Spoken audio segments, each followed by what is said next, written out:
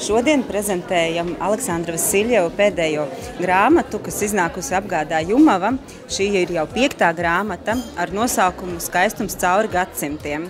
Kā saka pats mākslinieks, tā ir pati mīļākā grāmata, kas viņam ir iznākusi Krievijā vairākos metienos, laikam arī visvairāk metienos no visām citām grāmatām. Tā ir arī pati biezākā grāmata, un krieviskais nosaukums ir Krasataves gnaņī.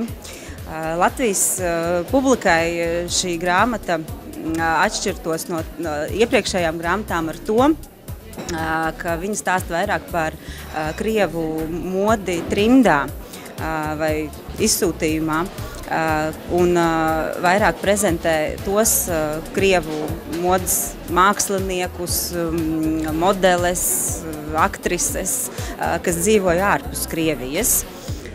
Šī grāmata, kā saka pats mākslinieks, viņam ir pati mīļākā, un mēs ļoti ceram, ka arī Latvijas lasītājiem tā iepatiksies nemazāk kā iepriekšējās viņa grāmatas, un arī iegūs mīlētas grāmatas status, tāpat kā visas iepriekšējās.